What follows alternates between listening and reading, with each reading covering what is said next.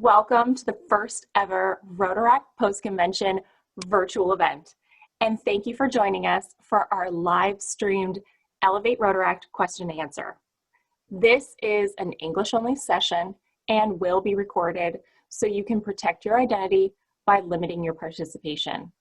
If you're joining us on Zoom, share in the chat box indicated by the single speech bubble where you're joining from. Or if you're watching on Facebook Live, share in the comments. We understand many of you have likely already heard or read about the new policy changes related to Rotaract. Maybe you listened to our earlier conversation on the same topic this past Wednesday during the virtual convention breakout, Rotaract Elevated, Now What? Or maybe you read about the Rotaract policy changes in the feature article, Rotaract Rising, in the May issue of the Rotarian magazine. Even if you're already an Elevate Rotaract expert, we hope you'll learn something new in this discussion as we go deeper into why and how Rotary International is elevating Rotaract. You may even hear some exciting new updates here first, so stay tuned. And because this is the Rotaract PostCon, this session is designed specifically for Rotaractors.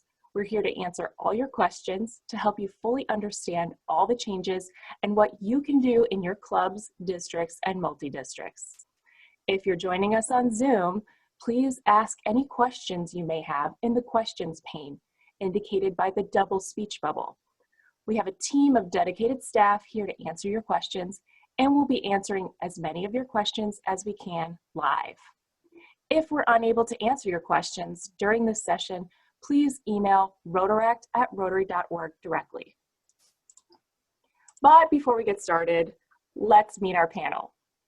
I'm your moderator, Jessie Dunbar-Bickmore, Manager of Rotary's Programs for Young Leaders and Alumni Relations, staff at Rotary International World Headquarters in Evanston, Illinois, USA.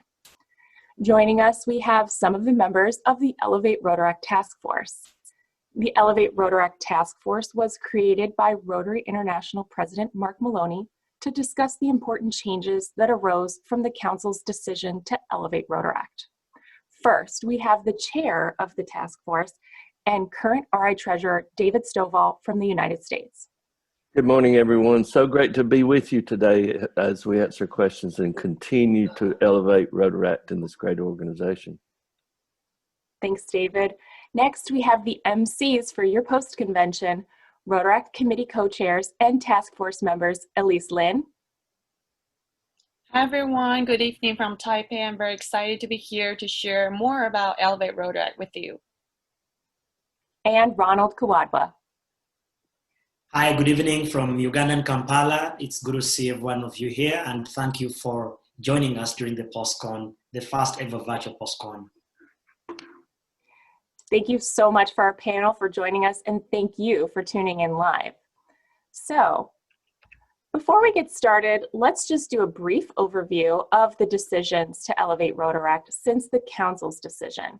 In October of 2019, Rotaract clubs will be able to, it was decided that Rotaract clubs would be able to establish a new club with or without a Rotary Club sponsor. And Rotaract clubs would be able to choose a Rotaract club as their sponsor. And Rotaract clubs would be open to young adults at least 18 years old, so eliminating the upper age limit of 30 years old. These changes go into effect on the 1st of July 2020 in only a few short days. In January, the Board of Directors decided that Rotaract clubs will begin paying dues to Rotary International. Rotaract clubs will pay $5 per member per year if you're in a university-based club, and $8 per member per year if you're in a community-based club. But dues won't start until 1 July 2022. The board also agreed in January that clubs can establish their own upper age limit in their club bylaws if that is more appropriate in your culture or in your region.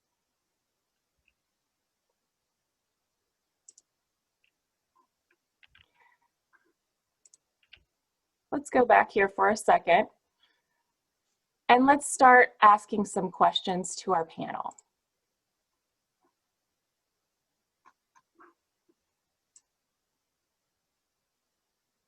Sorry, everyone. So let's jump right in about the age range. Lots of Rotaractors have asked questions and expressed concerns about an age limit for Rotaractors and that they'll never move on to Rotary. Elyse, how would you respond to that? Yes, Jessie. So to better understand how removing the upper age limit will affect Rotaract clubs worldwide, we sent out a survey to collect feedback from Rotaractors. And the majority of Rotaractors we surveyed believe that removing the age limit would either improve or not change their club experience. And they said they would still pursue joining a Rotary club in the future. So removing the upper age limit of Rotaract memberships really just allows people to choose the club experience they prefer, regardless of their age. And I also want to emphasize again that Rotary and Rotaract clubs still have their own club experience. The resources, connections, and experience you're going to receive in Rotary clubs are still very different from Rotaract clubs. And Rotaract clubs are still intended for young professionals. Okay, but one question a lot of people have been asking is specifically about the district Rotaract representative. What about some of the concerns that the DRR will all be over 30? Yeah, we have also been asked a lot about this question, but districts can set eligibility requirements for their DRRs in their district bylaws if they want to ensure the position is held by someone age 30 or younger. Okay, well, but can districts set a provision in their bylaws that clubs are only eligible for members up to 30 or any other age? Yeah, this is also something that a lot of people are confused about. So although the board clarified that clubs can set their own age limits in their club bylaws, this option is not extending to districts. Districts are unable to impose an age limit on the clubs in their district. Clubs are entitled to make this decision on their own. Okay, great. Thanks for clarifying that. Something else we've gotten a lot of questions about, and if you have questions, please feel free to use the question and answer pane on Zoom or ask your question in the comments on Facebook. Another question we've gotten a lot is about dues. And so some of the concerns and feedback we've received from Rotaractors is that they weren't involved in the process. So maybe Ronald can tell us a little bit more about how we involved Rotaractors in deciding the amount for dues.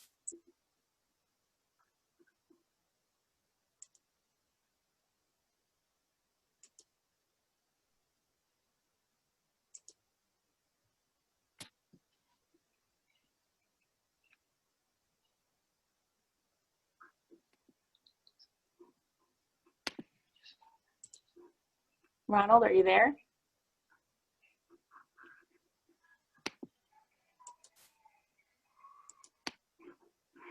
Jessie, would you like for me to take that one? Yeah, David, why don't you try? I'd love to. We wanted to really make sure that as we consider dues, that we wanted to set the dues, if we charged them, at a rate that Rotaractors were comfortable with.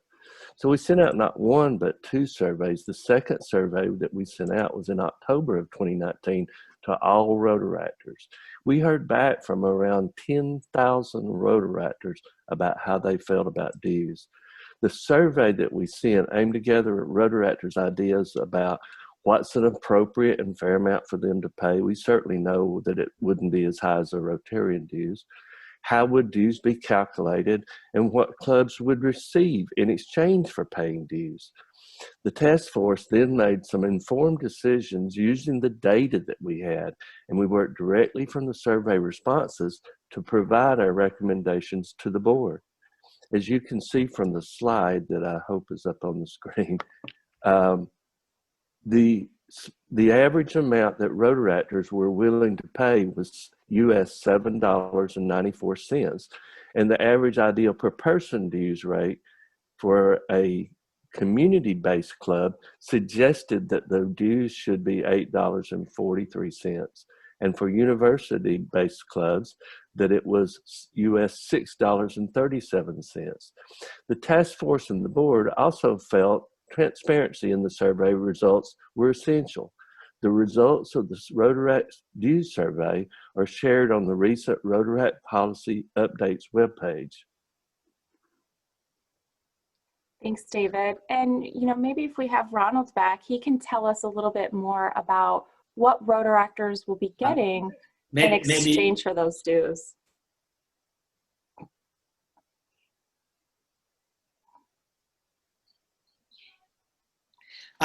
Jessie, I think it's important that Rotaractors also know, and adding on what David mentioned, it's important for them to know that they can get some assistance from their Rotaract. I mean, raising these dues. Collaboration continues between the. It is important to realize that the decision was made after a survey.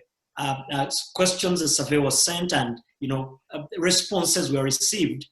How comfortable, or what amount is comfortable for them to be able to get in that. And of course, the services are going to be widened. First of all, they're going to be able to register at rotaryclub.central to be able to receive information and new courses from Toastmasters International. They're also going to be able to receive, if they sign up for the e-magazine that gives them a link about what Rotaract can do in terms of projects.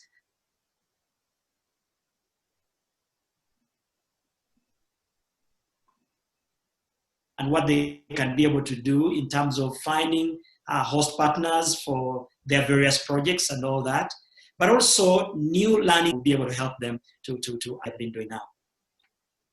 Okay, but what if clubs are going to have a hard time affording even $5 or $8 per member per year? What should they do? Well, clubs are encouraged to explore fundraising for dues. Go out into the community either as a Rotaract fundraiser or a joint Rotary and Rotaractor fundraiser. One thing that we're seeing, and some clubs do, is requesting corporate sponsorships to help them with their dues, and seeing if seeing if sponsor clubs can help their Rotaractors with their dues somewhat. So there are all kinds of opportunities for Rotaractors to be able to pay the dues that without actually having to pay them out of pocket, if you will. And as Ronald mentioned, there's all kinds of new services that Rotary is bringing to Rotaractors, like the Toastmasters program and others, that will we delayed the implementation till 1 July of 2022, so that we can have Rotaractors feeling that they're getting a lot more value for their dues than they're paying. Thanks, David. And that's a great point. We have 2 more years to really think about how clubs can raise the necessary funds to pay their dues. So if you have ideas, share them in the chat. We'd love to hear them. Let's talk about another really important topic before we get to our open Q&A, which is about sponsorship. So a lot of people have questions about the new sponsorship requirements, meaning they don't necessarily have to have a Rotary Club sponsor. So Elyse, could you share your perspective on what that means as a Rotaractor and as a dual member? Yeah, Jessie, I would say if you already have a great working relationship with your sponsor Rotary Club, definitely keep that, as mentorship is one great opportunity for us in Rotary, and nothing needs to change. The sponsorship flexibility was intended to help make the creation of new Rotary clubs easier, as we realized that there were some people who wanted to start a Rotary club but failed just because they couldn't find a sponsor Rotary club. But with more flexibility in the sponsorship model, it can help initiate important conversations to help reestablish how both sponsor clubs and Rotary clubs define their roles, and help you discuss expectations on both sides about the sponsorship relationship. Okay, and Ronald, as a Rotary Club sponsor and advisor, what would you tell Rotarians about the new sponsorship policies? I think the sponsorship policies give us even a greater opportunity to continue working together. I think one of the things Rotary clubs need to note is that we are not in competition to provide service to the communities. Our goal is to increase the impact in our community, expand our reach, and this is what is going to bring up the beauty of the brand of this organization.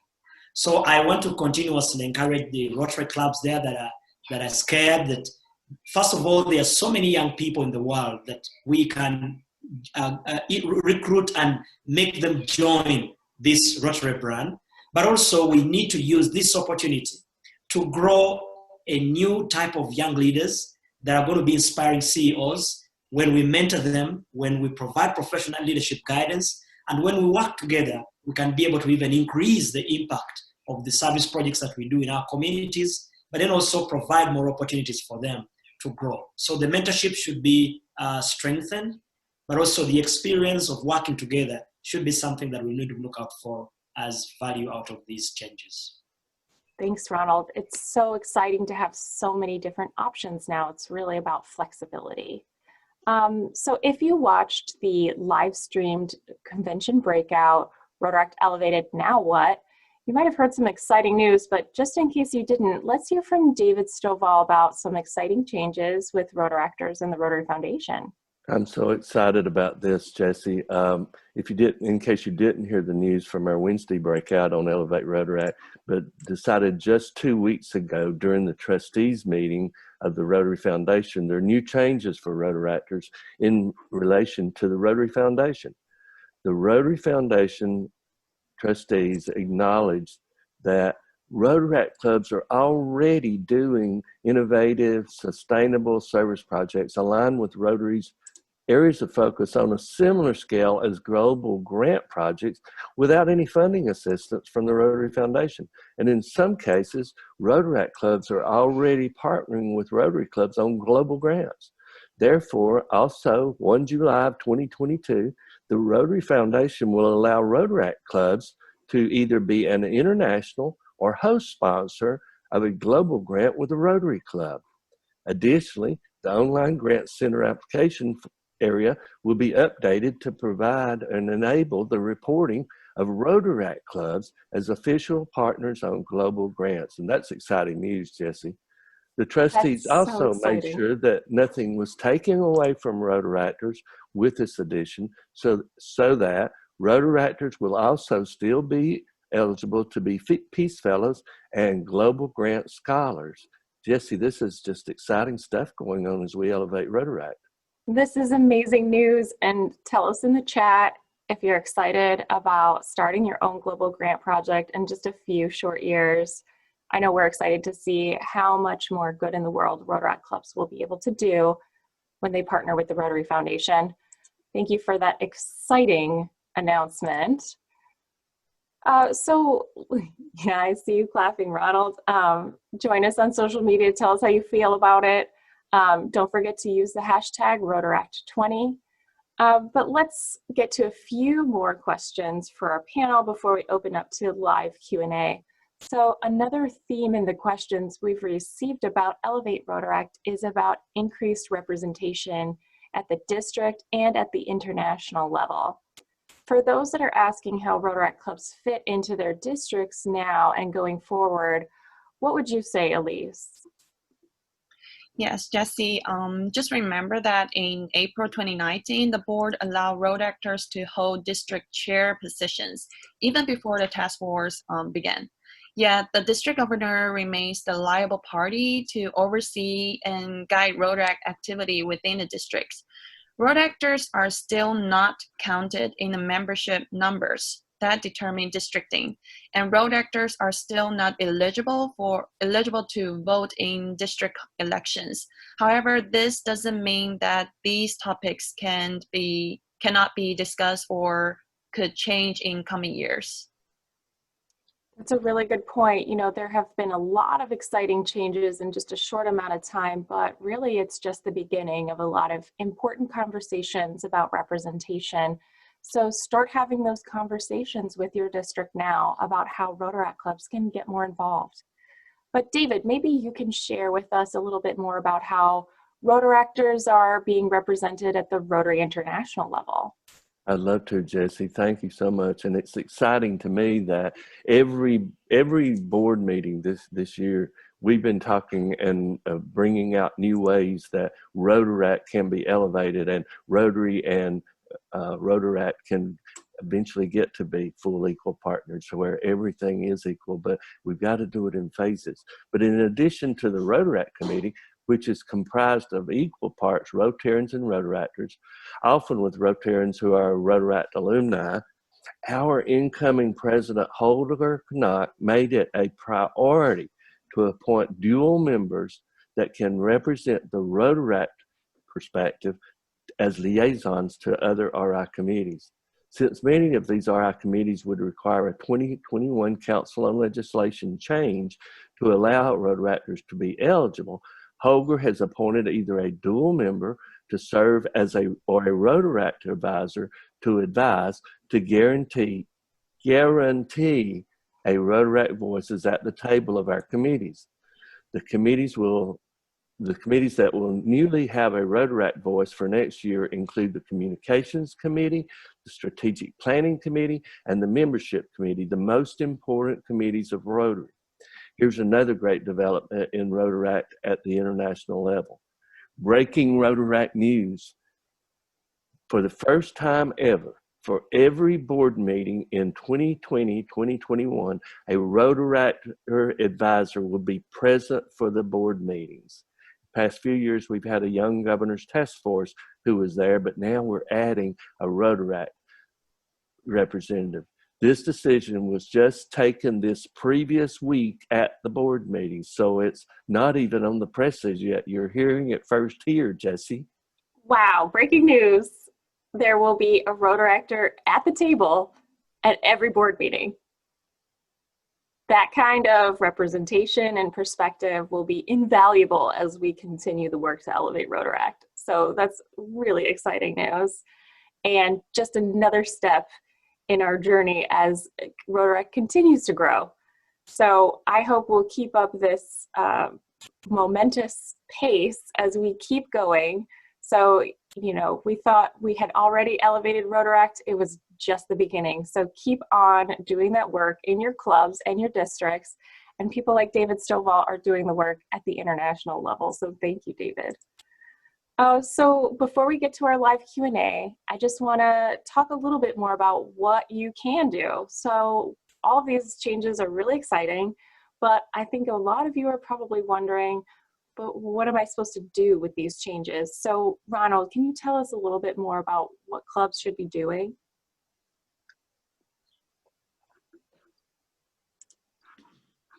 I think the first step, clubs need to sit down and first of all internalize these changes. Clubs need to sit down at a club assembly or at a session where members of the club are to first of all get to know what exactly are the implications of these changes.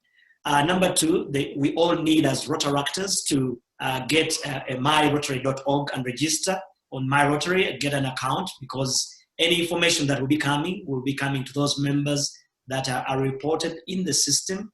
But also, it is time to engage our partners from all angles to try and let them know the implications of these changes and also how exciting these changes are going to bring a new reformed Rotary, a change in the way we look at our brand, but also a change in the way we receive our experience. So I would like to advise Rotaractors all over the world to pick out a MyRotary account, register, so that you can be able to receive this information, but also have various sessions to discuss this between your sponsor Rotary clubs and also the members within your club.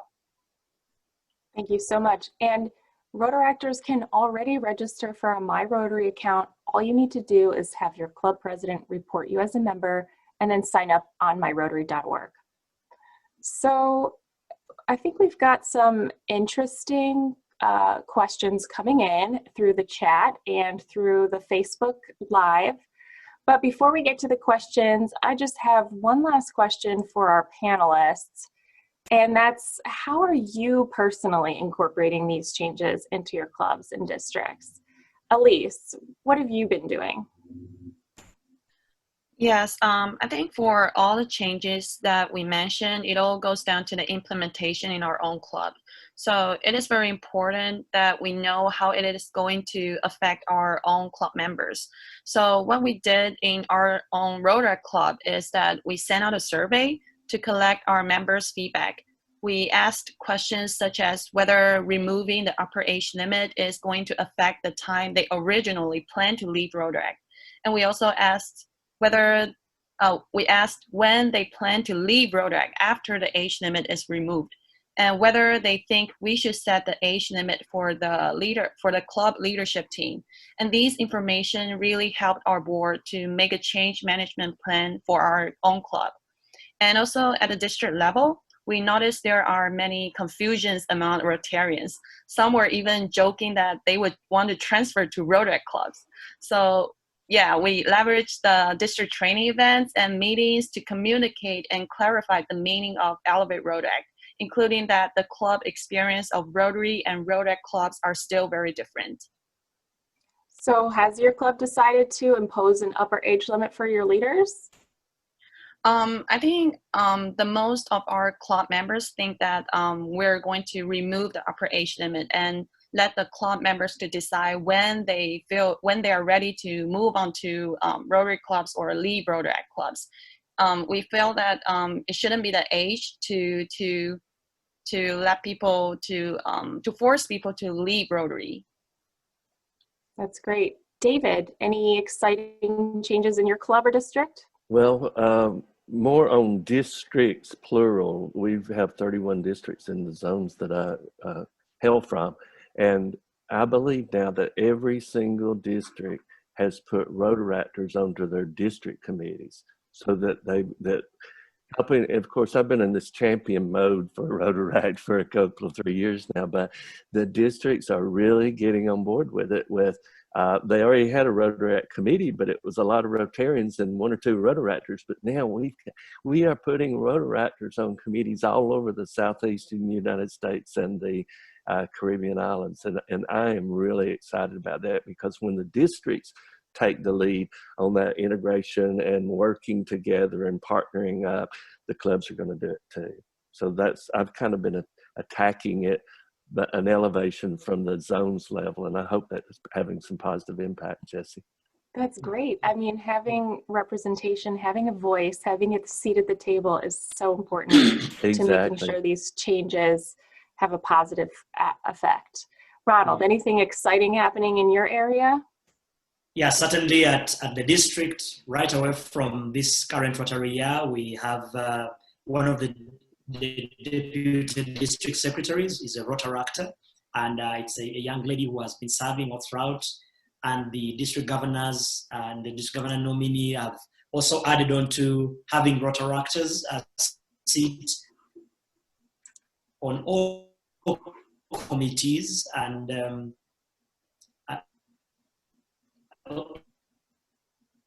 even at the district committee,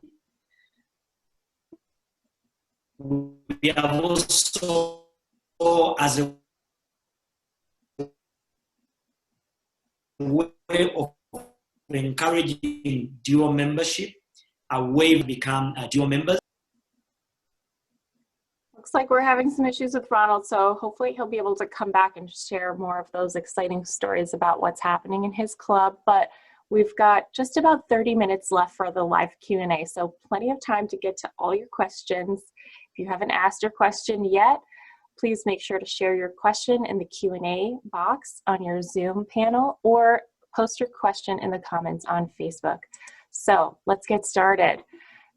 From the Facebook Live comments, we want a little bit more clarity on whether or not districts can set an age limit for the members in their club for the entire district. Meaning, if this district decides all the clubs in my district are only open to 18 to 30 or 18 to 32, is that possible?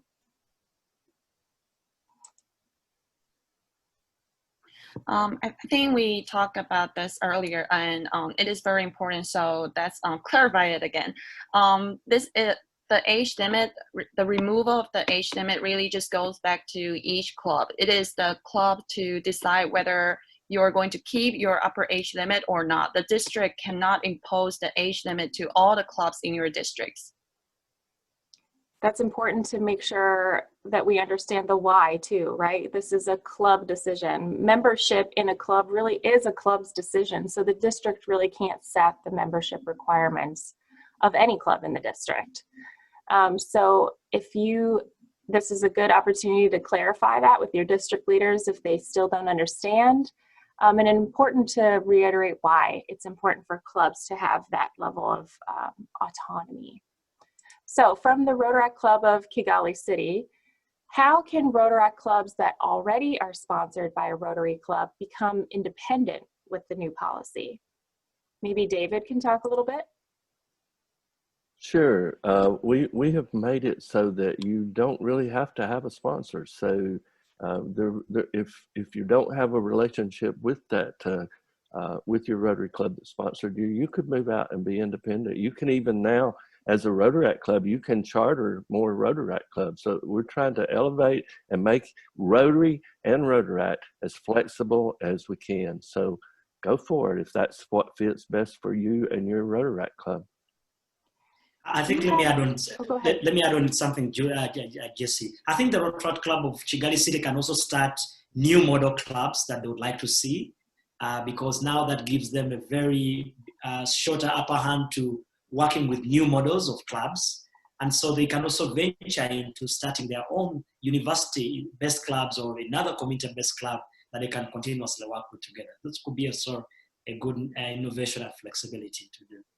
That's a great idea. I think it's important to talk with the district first, though, before you decide to go out on your own, because there might be other things, other factors that you haven't considered yet. Oftentimes, Rotaract clubs, if they're sponsored by a Rotary Club, are covered by their sponsor club's insurance policy or are receiving other benefits. So make sure you have those important discussions first about what it means to be a Rotaract club without a sponsor, and then make that decision amongst your club members for what's best for you. All right, so here's another question from Cyril. Do you think that removing the age limit may bring a risk of aging the club and making it difficult to integrate younger members? So Rotaract clubs gradually becoming just full of older members. What do you think, Elyse? This is a really hard debate, actually. So I personally don't think this is the Rotaract Club is going to be aging, because as we also mentioned that the club experience for Rotary clubs and Rotaract clubs are very different.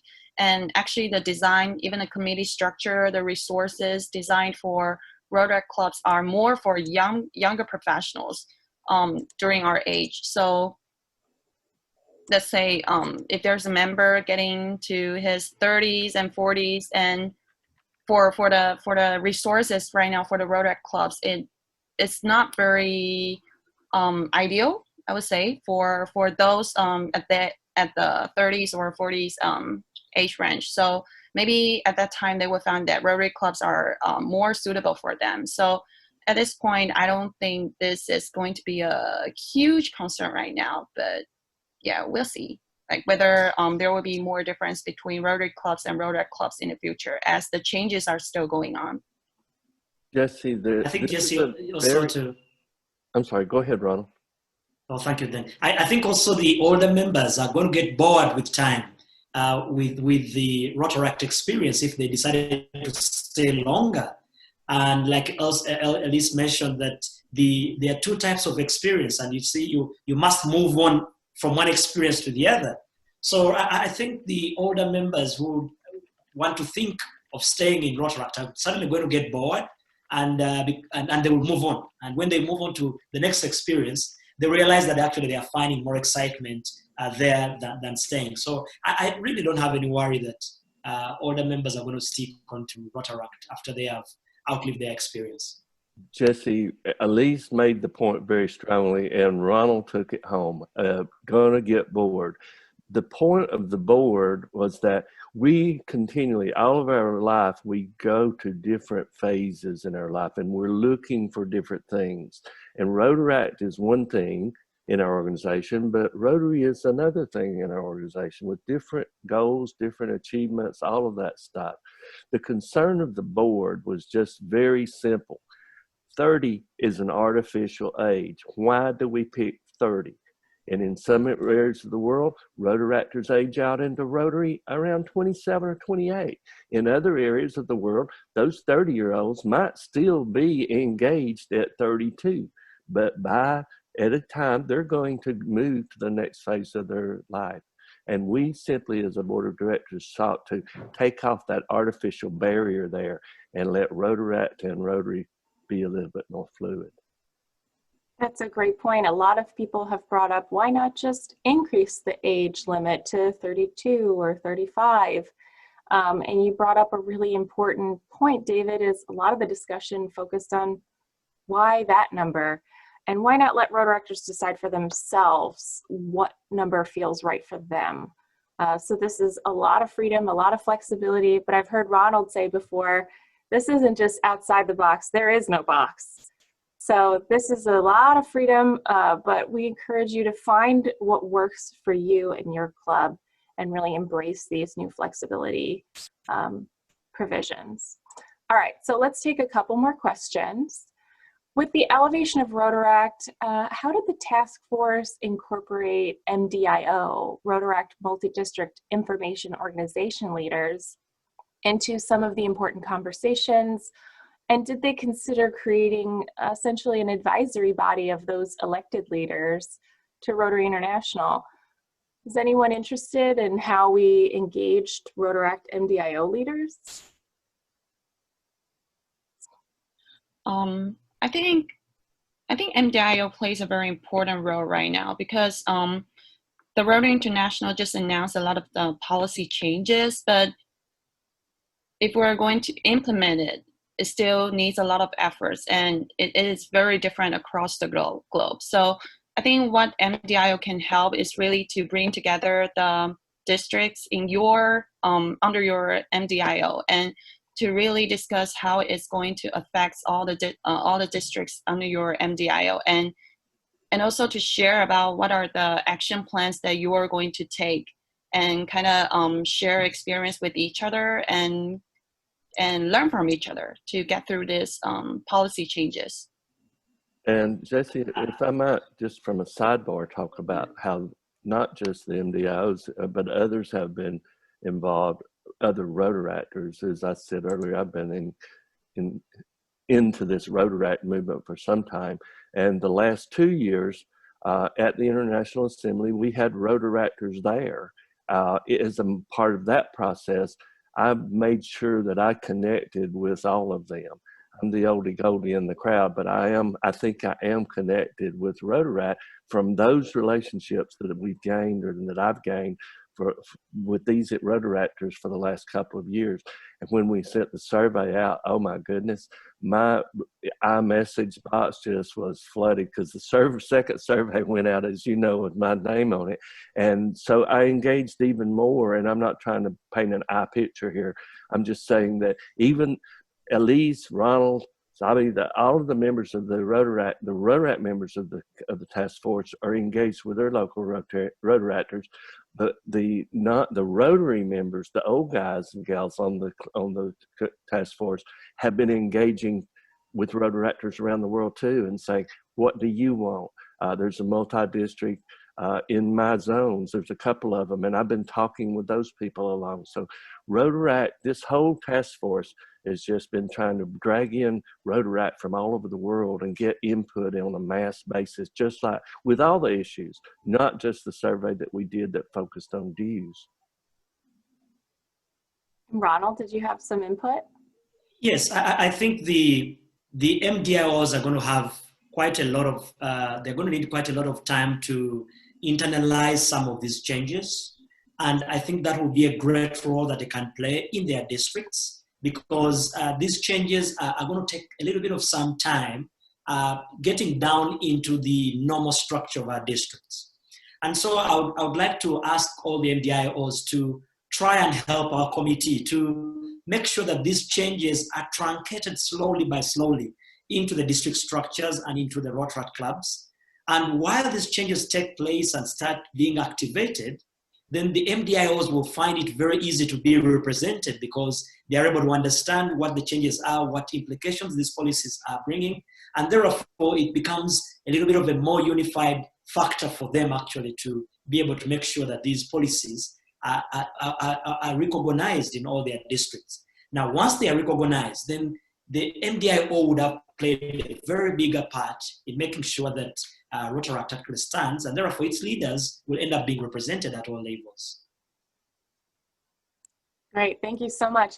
We still have about 20 minutes left for questions, so I want to make sure we get to as many as possible. One question we got was about how dues will work for dual members. So for dual members, being both an active Rotarian and an active Rotaractor, a lot of people are worried, am I going to have to pay dues twice to Rotary International? And the good news is no. You'll only have to pay dues at the Rotarian rate. So you'll pay your dues just like you do right now as a Rotarian. But then when Rotaractors start paying dues, we're not going to make you pay extra. So you'll still pay what is essentially a higher rate, but you won't pay anything extra. But I think it's important to talk too about what clubs are doing for dual members or for Rotaractors who are just joining to help them offset the cost of not just Rotary International dues, but club dues and district dues. Ronald, is there anything that your club is doing to help alleviate the financial burden on Rotaractors or young professionals joining Rotary clubs? Yes, Jessie, thank you. And for us, it's been, I think for the last 2 years, as a way of trying to encourage Rotaractors, first of all, to join Rotary. We have waived all the district dues for the next 3 years. That means district dues from 2018, 2019, 2020, and then 2020, 2021. And even when we redistrict, the district governor nominees have also accepted that this shall continue as a policy. But also in our clubs, including my own club, when a Rotaractor is joining for the first 2 years, we have waived off all the club dues. Remember, they already have a waiver from the district dues. So we have also waived off the club dues. And therefore, all they need to pay is the Rotary International dues. And this is in a way to give them that level of flexibility that within the next 2 or 3 years, when we now relay all the dues, they are able to now be able to afford. But it's also another way to encourage them to feel that Rotary is not about just payment of dues. It's about it's about giving service to the communities. It's about participating in making sure that we provide meaningful service to our communities. And so as we look to pay to become members of Paul Harris, to be able to give to the foundation, but also to contribute towards the various service projects that they can be able to do, which they would probably not have done if they were still paying all the dues. And we have had great success, growth in number of clubs, a growth in number of dual members that are joining Rotary and Rotaract at the same time, but also more engagement and mentorship between our Rotary clubs and Rotaract clubs. Thank you. Those are great ideas, and a reminder that clubs have the flexibility to create different dues categories for different members. Rotaract alumni, younger professionals, whatever works for you to help engage more people to get involved in your club and make sure they do so without any additional financial burden. So really great ideas. I want to make sure we get to as many questions as we have. So keep sending in your questions. If we don't get to your question, remember you can always email rotaract@rotary.org and tell us in the chat how you feel. What are your ideas? How would you respond to the question? What's working in your club and district? So an interesting question. Oh, did you have a comment, David? I'm seeing a lot of questions about the membership count. Could I address that for just a minute? Absolutely. So I'm seeing questions, and we saw them Wednesday. I see them, and I'm talking around. Why are Rotaract numbers not being folded into Rotary numbers? Well, it's a very important reason, because we're elevating Rotaract, and we want to highlight and showcase Rotaract, not let it just get lost in the organization. So we have 1.2 million Rotarians. We have about 250,000 Rotaractors.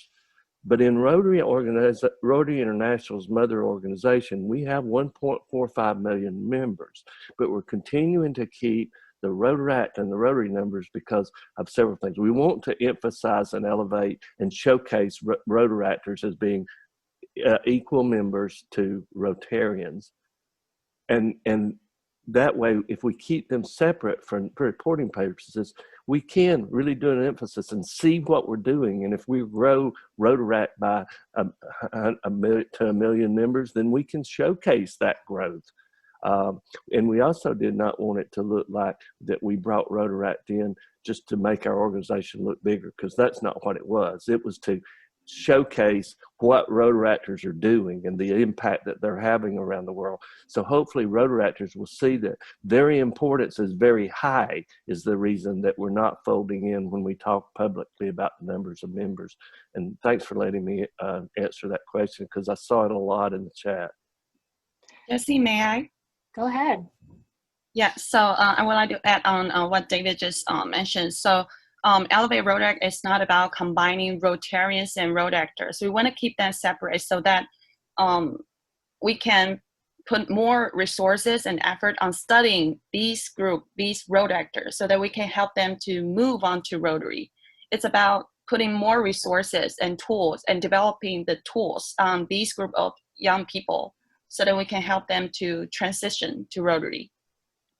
I think, Jessie, if I may, to on top of what Treasurer David and Elyse have mentioned, the strategic plan has two major areas that Elevate Rotaract could actually address. One is increasing the impact and also expanding our reach. When we have more Rotaract clubs in our districts, we're now able to provide more service. And like David mentioned, the trustees have also now, effective 2022, they have allowed Rotaract clubs to implement global grants. So we'll have expanded our reach and increased our impact in the communities where we are. So this is not about numbers like the others say, but it's about how do we expand the Rotary brand reach and increase our impact in our communities.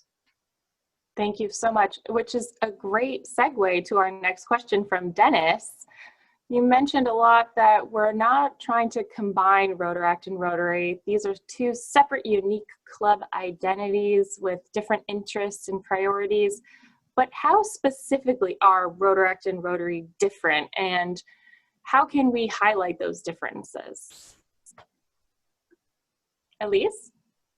Yes, I think it can also go back to the survey that we sent out, the survey about the dues. So when we received the data, based on the data, we noticed that the young professionals are more interested in professional development, and also another one I think is personal development. So for the younger professionals, what they're looking for is really clubs providing them personal skills and also their professional development resources.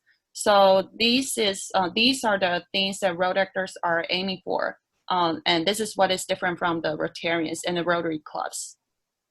And I think a great example of what Elyse is saying there is that when we signed the agreement with Toastmasters to develop a Rotary branded product for Toastmasters, we decided from the very first day that we would roll. This was before we ever were talking about elevating Rotaract. That was two years ago. We decided from the first day we will roll it out to Rotaractors first, prior to rolling it out to Rotarians, because as Elyse said, that is something that young people are looking for in a personal development, how to feel comfortable in front of a microphone, or now in front of a camera as well.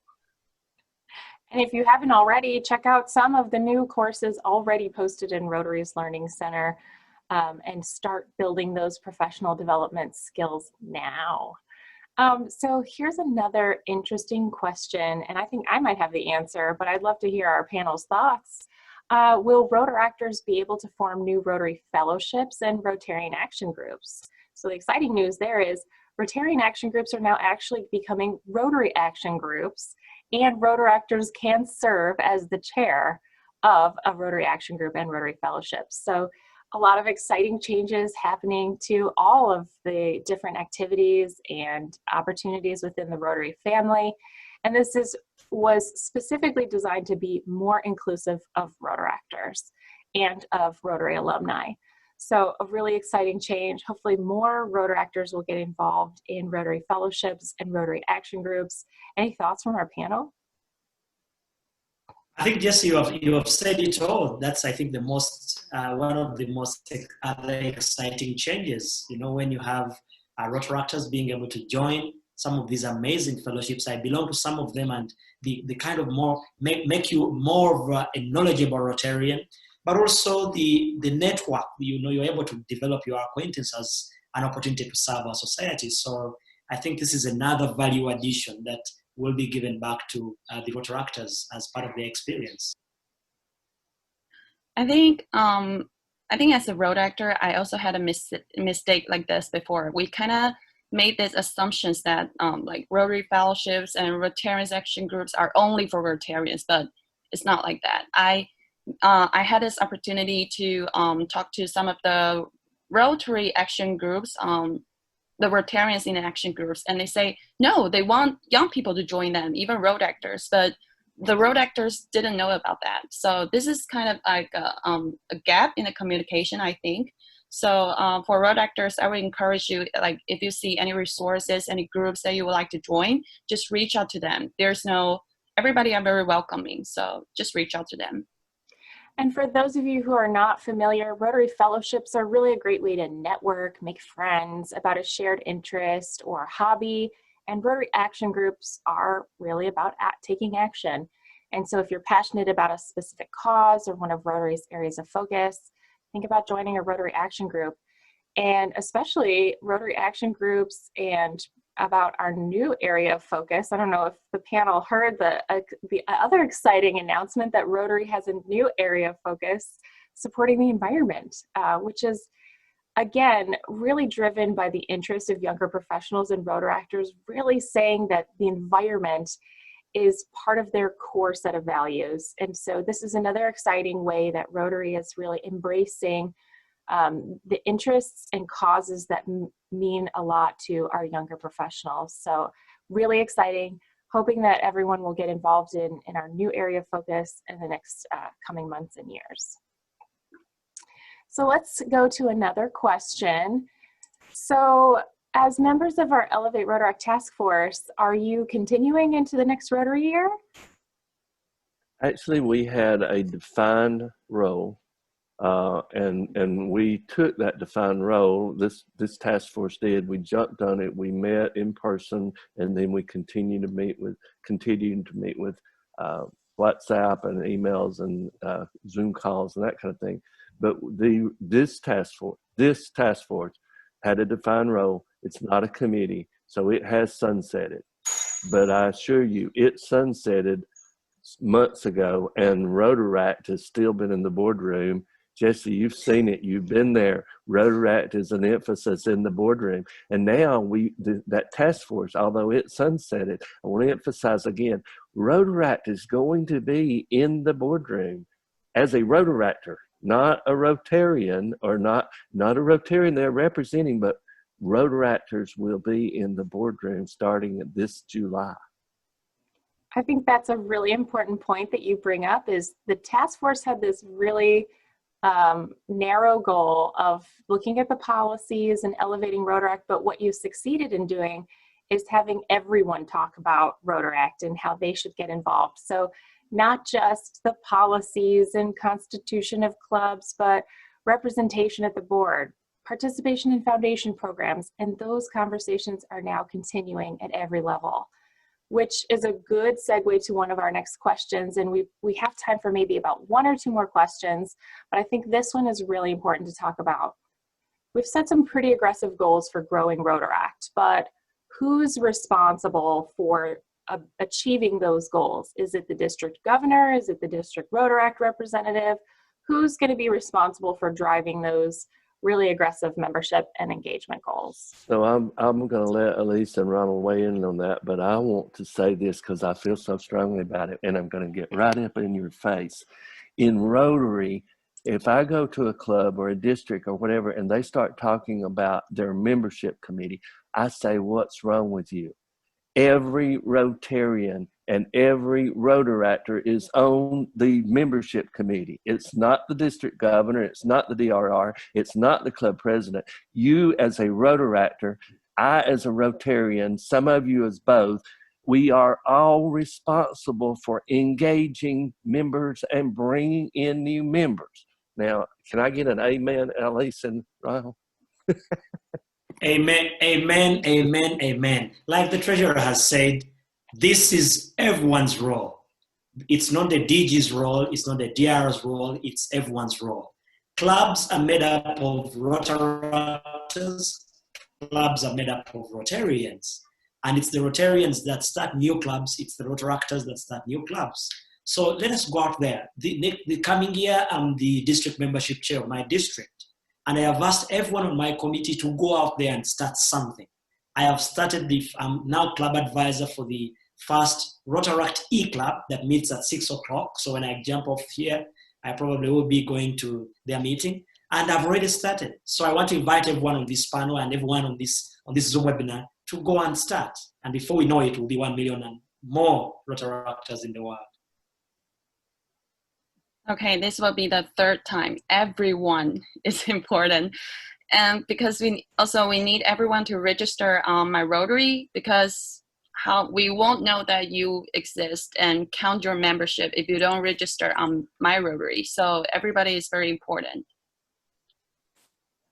Now your club president and your Rotaract club president has that access and knows how to get you registered. If they can give you the form to get registered, or the district governor of Rotary and the Rotaract committee in the district has that information for you. So reach out first to your club president. We need you identified so that we can communicate with you from Rotary International.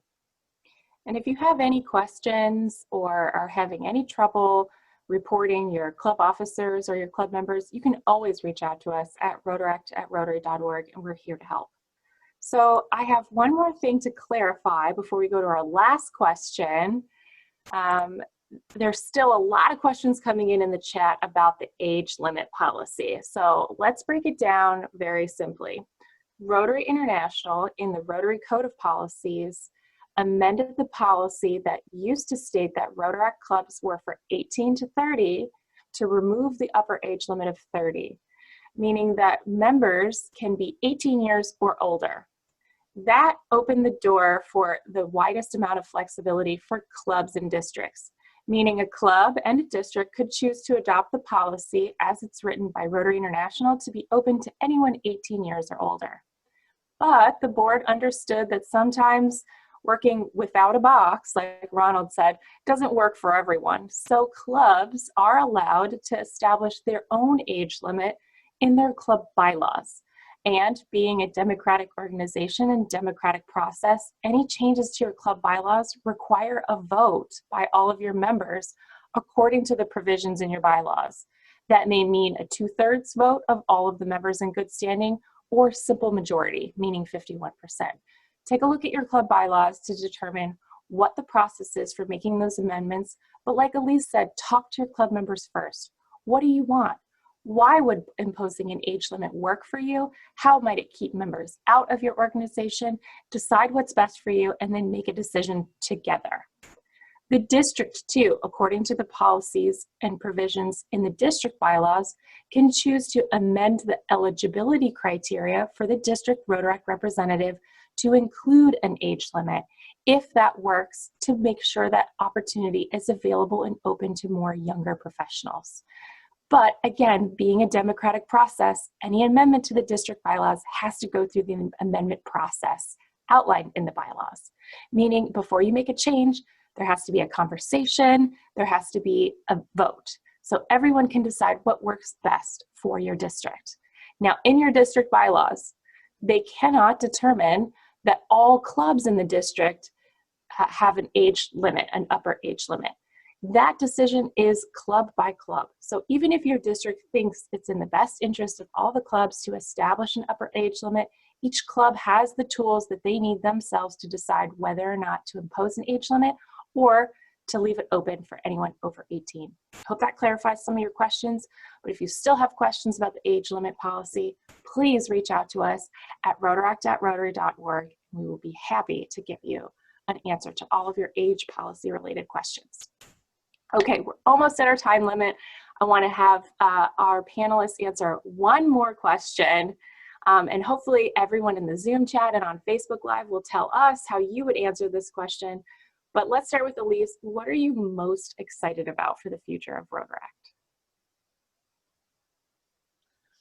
I'm excited about 100% of Rotaractors moving onto Rotary. That's great. I hope we see it. Ronald, what about you?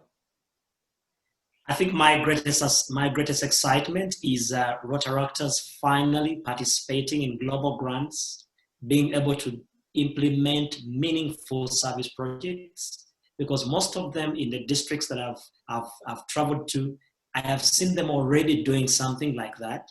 Now I can't imagine, with more support and more strength, the impact that they are going to create in the communities, but then together with Rotary clubs, the impact that we're going to be increasing in the world and the change. I am seeing an organization of over 10 million Rotarians and Rotaractors join to increase impact in the world. Rotaract to me represents a great future for Rotary.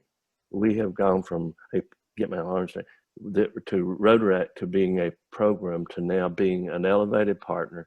The board of directors of both the Rotary and its foundation have said, here are new things to get engaged with. So now we have it ready. And now we've just got to get all you Rotaractors identified in Rotary so we can communicate in Rotary.org so that we can communicate and we can engage each other. And that will grow both Rotary and Rotaract in the process. And you know, David, we know that there are 250,000 roughly Rotaractors, but I suspect there are a lot more. So we need your help in telling us how many members are in your club, report all of those members, because if we actually have 500,000 Rotaractors, how exciting. We're already halfway to our goal of 1 million Rotaractors. Yeah. So make sure you report those club members. Yeah, exactly. We know we have 250,000, but we don't know who they are. The president's reported, but we got to get them all in the system. And as you said, I think we're going to show up with 500,000 when we're done. Exciting changes. So make sure you're reporting all your members so we can really see the true impact of Rotaract around the world. Okay, we're at the end of our time, but we're not finished yet. So make sure, if you haven't already, check out our resources about the Rotaract policy changes on the websites listed on the screen. And of course, if you still have questions, you can email our staff at rotaract@rotary.org. We're here to help. But the post-convention isn't over yet. It's time to tune in to our closing general session. You'll see some very familiar faces there, and remember to take time to watch them all today. But don't worry, the post-convention website will remain live for the next 3 months. So come back at a later date, watch the presentations again, share them with your club, watch them at a virtual club Zoom meeting, and don't forget to take some time to complete our virtual convention experience survey found on the post-convention website. And I want to tell you that one lucky survey taker will win a Rotaract swag bag with some exciting and amazing Rotaract promotional items. So don't forget to take the survey. Tell us how you enjoyed the first ever virtual Rotaract PostCon. And thanks again to our outstanding panelists for their hard work transforming Rotaract. And thank you to our attendees for your passion and commitment to Rotaract and taking the time to embrace these exciting developments. Thanks again for tuning in. Check out the general session and continue the conversation on social media with #Rotaract20. Thanks so much.